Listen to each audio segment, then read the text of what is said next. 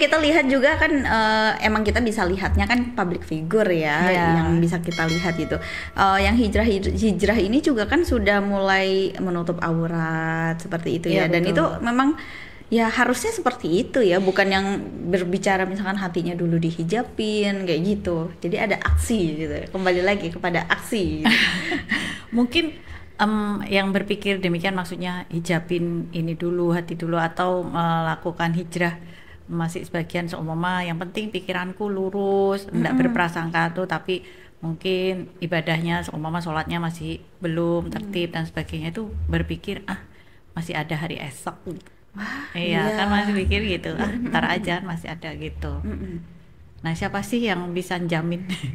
Iya ya, nggak ada yang bisa jamin ya. Bahkan kita juga sering mendengar kabar loh, kemarin baru ketemu, kok sekarang misalkan sudah sakit atau bahkan sudah meninggal. Iya, seperti yang dibilang Ustadz Haryo itu kan, kalau kita ikhlas ya melakukan segala amalan tuh nggak banyak ngomong ya. Yang penting ya kita ngelakoni tadi, yang muasanah tadi.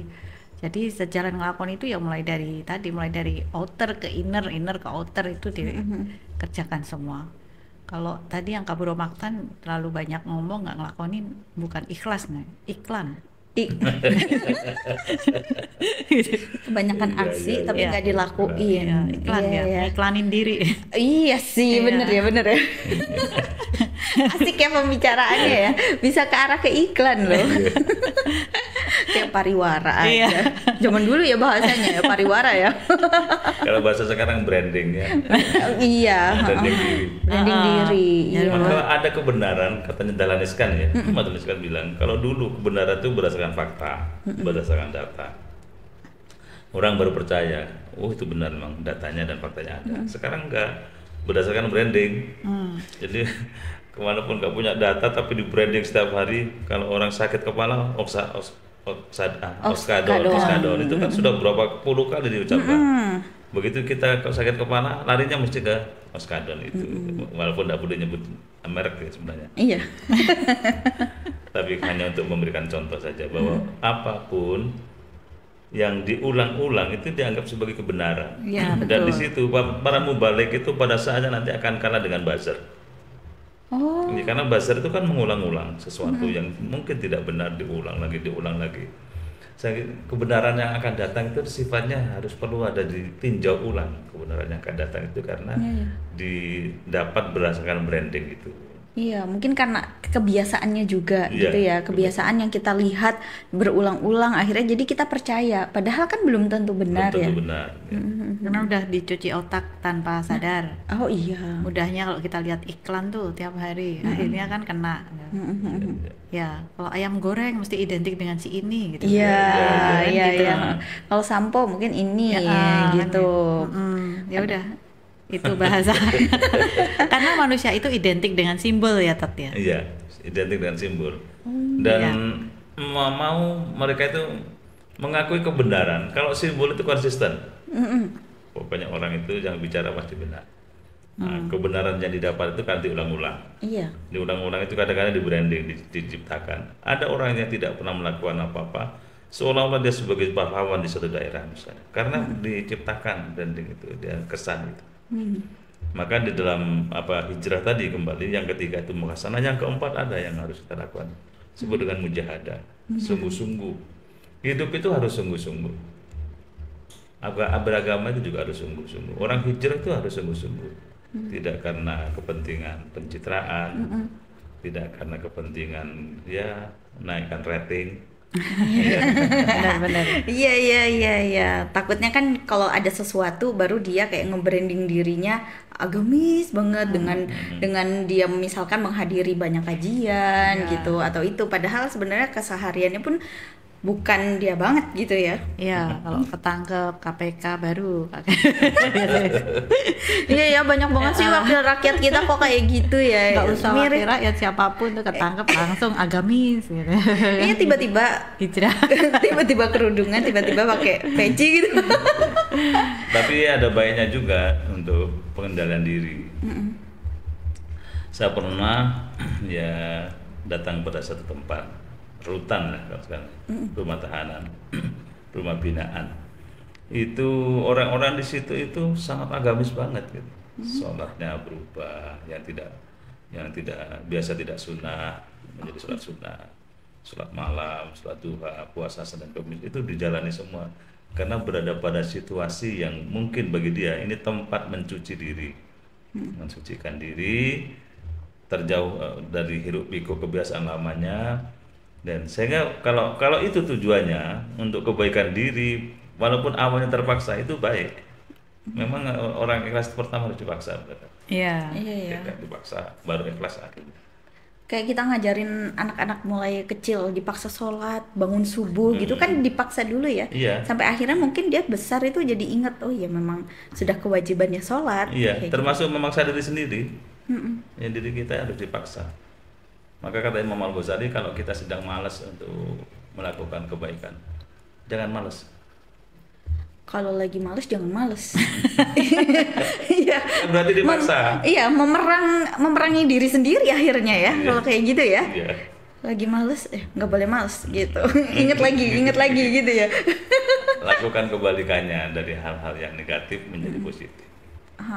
Itu kalau hijrah itu memang harus sungguh-sungguh. Tapi kan kadang ada yang saya sekarangnya hijrah terus karena dia kena masalah yang kayaknya dia down banget gitu. Akhirnya jadi dia kayak ya udahlah balik lagi gitu.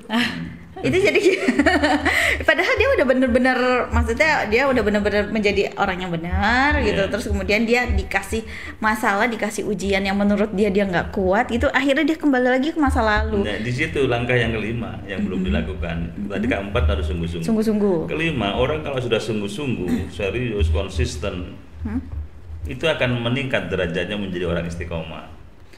Nah, kalau istiqomah itu udah gampang balik. Iya, Namanya udah tetap ya. istiqomah ya, akan terus bertahan di situ setelah memaksa diri, kemudian membiasakan diri, ketagihan dalam kebaikan. Iya. Akhirnya istiqomah di situ, tak mungkin dia akan kembali.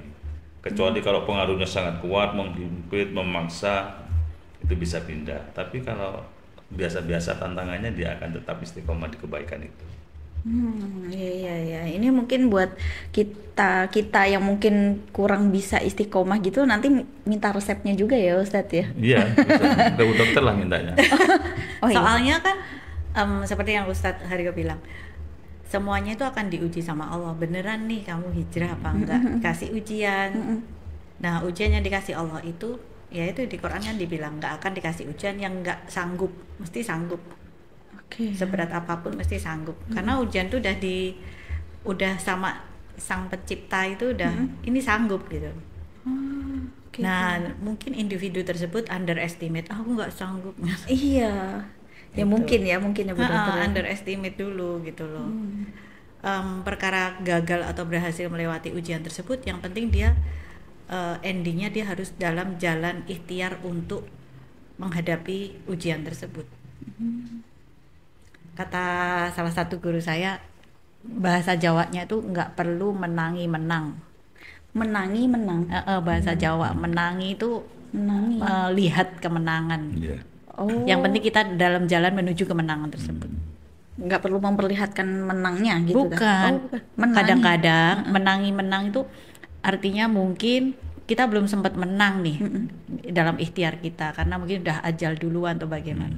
Tapi yang penting kita tetap setia di jalan tersebut gitu loh. Oh iya. Iya, semua kita pingin Islam berjaya di seluruh dunia kan. Ya itu memang suatu keniscayaan ya. Cuman kalau sekarang ini kita lihat kayak pesimis apa gitu kan. Padahal di sudah di banyak kitab juga di Quran kan nanti Imam Mahdi akan datang gini-gini ya. Jadi kita ini berjaya dan sebagainya. Kita ya iya apa enggak. Jadi kan kita menuju ke sana itu kan juga ujian nih. Janji Allah itu kan padahal pasti.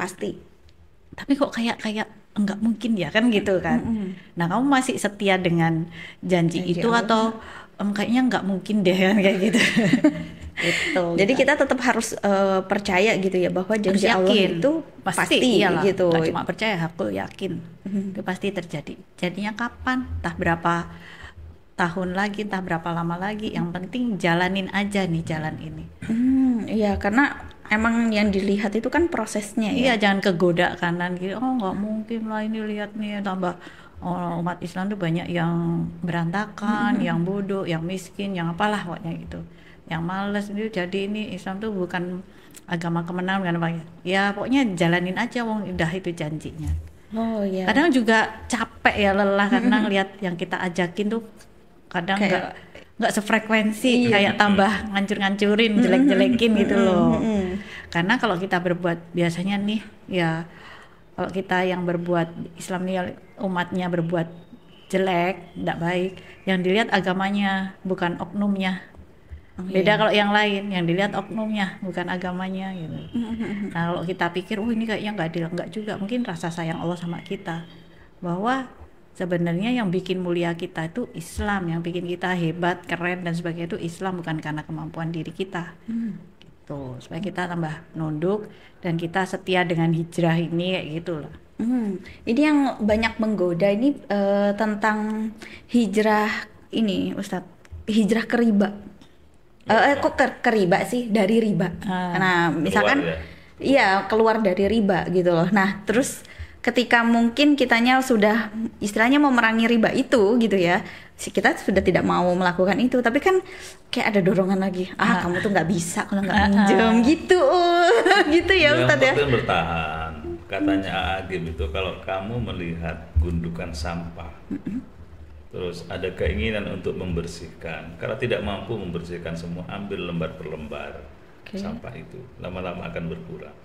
Kebiasaan kita misalnya dengan hal-hal yang sifatnya riba, kita ingin keluar dari situ, ya itu ideal tuh. Tapi kalau masih belum mampu, kenyataannya kita masih belum bisa keluar.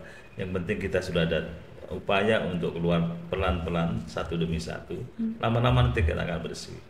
Inilah yang dilakukan oleh para aktivis ya, para pegiat ya, seperti kegiatan sosial. Ada sekarang ini misalnya bank sampah gitu, istilahnya bank sampah itu sebenarnya kan dalam rangka mengurangi keterkaitan mereka dengan riba. Ada sekarang upaya-upaya apa istilahnya memberikan sebagian dari hartanya untuk orang-orang yang terjepit oleh riba itu. Ada ikhtiar-ikhtiar itu.